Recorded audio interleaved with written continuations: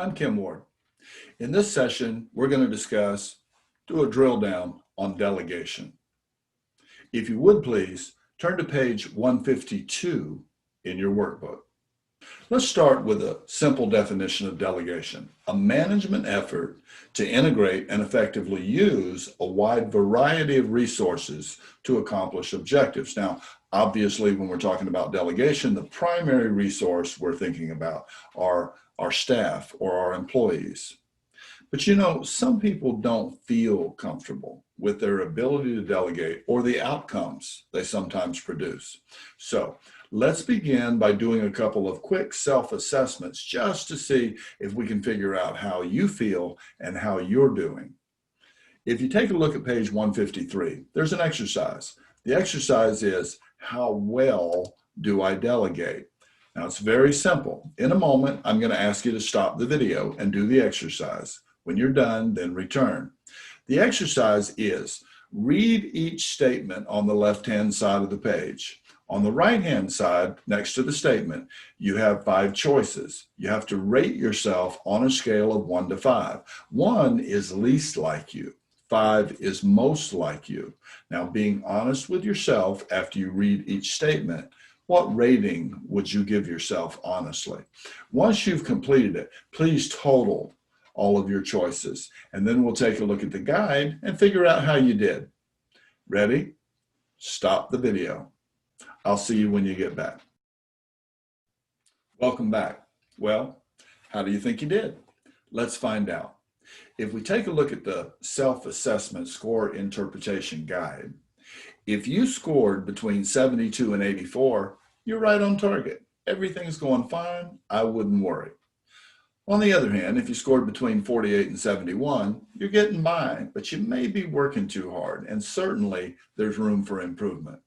From 0 to 47, you are working way too hard, and it's time to give yourself a break. Good to know. Okay, I want to get you into another assessment. If you take a look at page 154 in your workbook, you'll find common barriers to delegation. You know, we need to ask ourselves, what's stopping us from delegating? Now, obviously, it's our choices, but we need to be a little more specific than that. What's stopping us from delegating? You know, delegating is a very powerful tool, and it's the primary tool that managers use to teach employees to think for themselves, make their own decisions, and accept responsibility for the decisions they make. So it's very important that managers become effective delegators. In this exercise, all you have to do is read each statement and then, being honest with yourself on the left-hand side of the page, decide, should I say yes or should I say no? In a moment, I'm going to ask you to stop the video, do the exercise. Shouldn't take more than a couple of minutes, and then come back. You ready? Okay, stop the video, do the exercise. I'll see you when you get back. Welcome back. Well, how'd you do? Did you learn anything?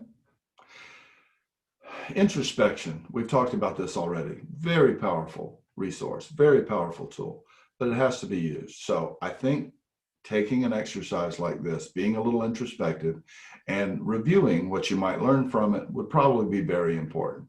But let's move on. If you want to become a better delegator, I'm going to recommend a very simple 4-step process. Those 4 steps are: decide what to delegate. Number 2, identify the delegation candidate or candidates if it's a team delegation. Develop and communicate the delegation. And then, of course, follow up and make sure that everything went as it should or as you expected. Okay, delegation step 1, decide what to delegate. Remember this: anytime you perform a task that someone else can do, you prevent the accomplishment of a task that only you can do. You know, I know in the fray of the day and the heat of the moment, with everybody vying for your attention and help, it sometimes feels simpler to just do it yourself. But in reality, is that really long-term going to help you with your time management concerns? And is it going to develop your staff? See, I don't think so. So what do? First step, decide what to delegate. Is there an opportunity to develop an employee? Whatever the situation is, consider before you delegate. Is this a developmental opportunity for one or more of my employees? Frankly, next question, could you use employee or team support? Might it help to simplify or improve the things you need to accomplish today? And then lastly, whose job is it anyway? Being very frank with you, I still see a lot of managers who appear to have one compensation plan, but multiple job descriptions. I see them doing their job and also oftentimes the job of many of their employees.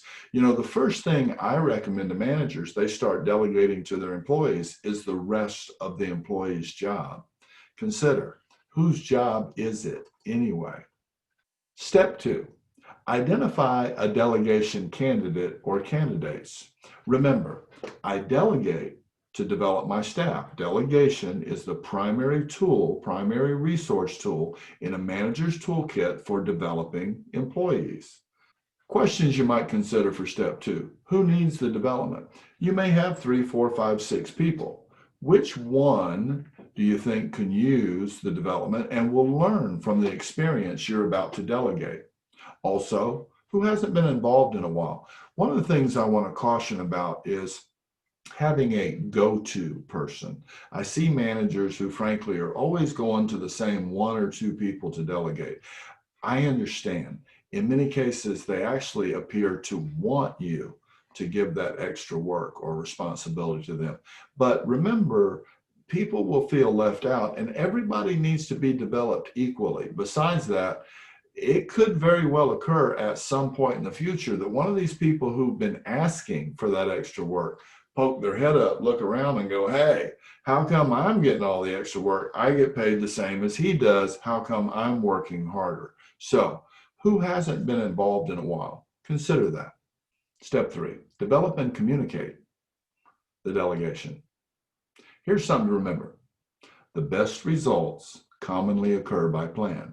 I'm sure you probably heard that somewhere.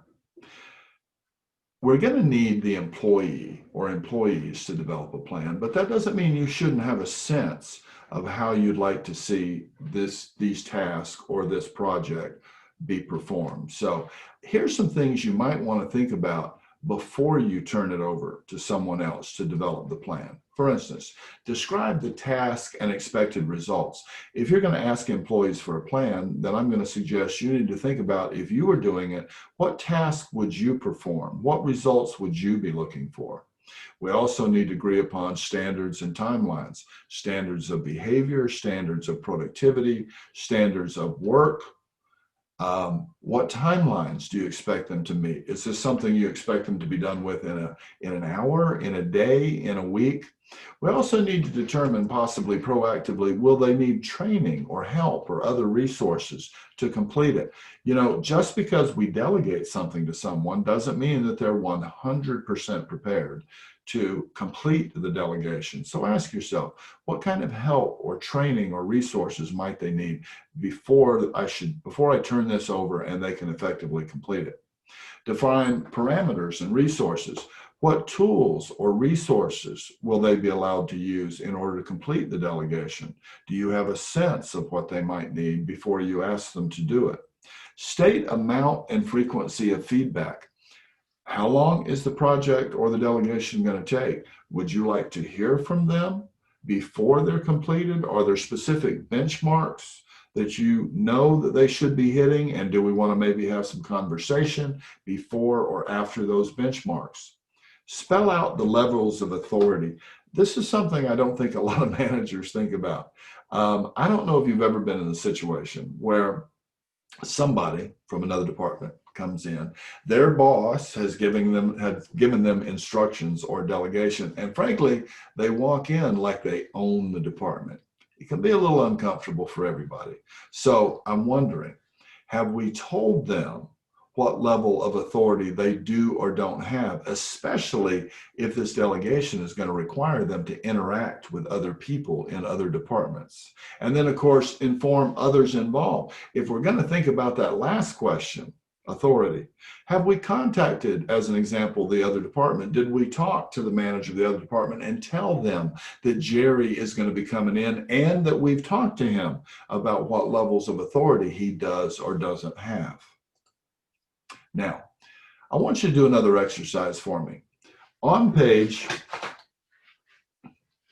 157, you have a delegation worksheet. I'd like you to consider, in a moment when you stop the video, what delegation might I assign somebody in the near future? Think about, decide on a delegation, then decide who you might delegate this to, and then simply read and answer the questions on the worksheet. This is a very simple way to develop a more effective communication with the employee if you're going to assign a delegation. So in a moment, I'm going to ask you to stop. And then when you're finished with the exercise, completing the worksheet, then come back. You ready? Okay, stop the video. I'll see you when you get back.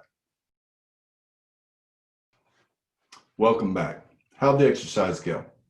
You know, I am not suggesting that going forward, every time you decide to delegate, you need to pull out this worksheet. But I will say this, if you'll use it 2 or 3 times with the next maybe larger or more difficult delegations, then you'll commit to unconscious memory all of the things you should maybe consider or think about before you delegate. It's a pretty powerful worksheet, isn't it? Okay, once you've delegated, then I'm going to suggest step 4. We're going to need to follow up. Something to think about. You can expect what you inspect and coach. Assigning someone responsibility to manage a project or take care of an important task is the first step in helping them to grow and develop and gain confidence. But frankly, we need to close the loop. We need to go back. Did they do well? Did they handle things the way you hoped or expected they would? Would they produce the outcome you were hoping for? And do they need coaching, or do they need information, or do they need mentoring? Or frankly, should we just take the time to thank them, build them up a little bit, show them a little gratuity, and tell them how much we appreciate the job they did? Either way, we need to follow up. So here's some things to think about. Possibly, we want to express praise. Tell them that they did a good job. You know, a lot of people act like they don't need or want that, but regardless of what they tell you, I would do it anyway. Detail positive and developmental areas. I'm not saying you need to tell them something good before you tell them something bad. That's an old strategy I never really cared for in the first place. But if there are things, positive things that we can share with them that we gleaned from their experience in this delegation, then please don't forget to share it with them. And then obviously we want to have a discussion with them about developmental areas. We don't want to tell them what we need to develop. We need to talk to them, see how they feel, brainstorm, and possibly come up with some areas to work on for development and their improvement.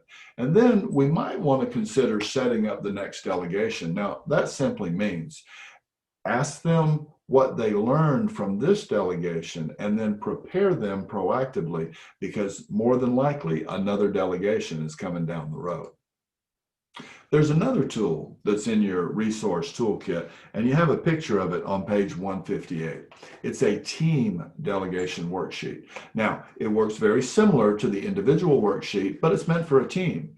All you have to do is just read the questions, answer the questions in the boxes, and frankly, I think you'll be much better prepared when you're delegating to 2 or more people in a team delegation. Thank you for taking the time to go through this video. Don't forget to look at your resource tools. And I believe if you follow these simple steps, you too can become a more comfortable and a more confident and a more effective delegator. Have a great day.